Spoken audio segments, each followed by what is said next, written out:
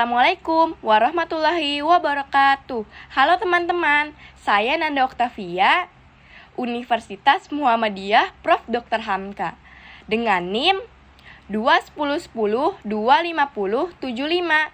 Di sini saya akan memaparkan analisis saya tentang epidemis kasus HIV dan AIDS di seluruh dunia untuk memenuhi tugas akhir perspektif global. Yuk kita simak bareng-bareng analisis yang sudah saya buat. Selamat menyaksikan. Epidemi HIV dan AIDS seluruh dunia. HIV merupakan virus penyebab AIDS. AIDS sendiri merupakan penyakit tantangan bagi seluruh dunia. Sejak kasus pertama kali ditemukan pada tahun 1981. Sekitar 76 juta orang telah terinfeksi HIV sejak awal epidemi. Saat ini 38 juta orang hidup berdampingan dengan HIV dan ratusan juta orang meninggal akibat penyakit tersebut sejak awal epidemi. Kasus HIV di dunia dari tahun ke tahun terus meningkat nih. Berdasarkan data WHO, Afrika termasuk sebagai kawasan tertinggi kasus HIV, yakni 880.000 kasus. Kasus HIV juga ditemukan di negara Eropa pada tahun 2020, yaitu mencapai 150.000 kasus. Kemudian 150.000 kasus juga HIV tercatat di Amerika. Selanjutnya, kawasan Pasifik Barat mempunyai 120.000 kasus HIV baru. Kemudian, kawasan Asia Tenggara dan Mediterania Timur memiliki kasus baru HIV masing-masing sebanyak 100.000 kasus dan 41.000 kasus. Nah, dilihat menurut jenis kelamin, jumlah pengidap HIV ternyata paling banyak laki-laki loh dibandingkan perempuan.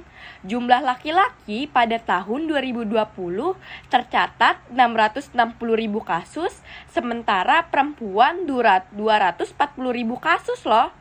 Nah, sementara berdasarkan kelompok usia, kasus HIV global pada kelompok usia 15 tahun ke atas sebanyak 36,7 juta kasus.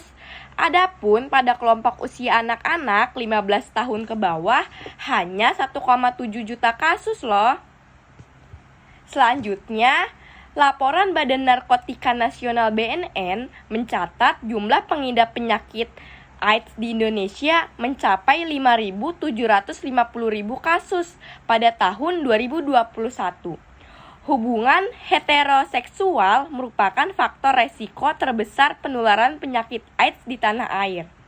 Jumlah penularan yang ditularkan melalui hubungan heteroseksual sebanyak 3.084 atau setara 53,63% dari total kasus AIDS nasional.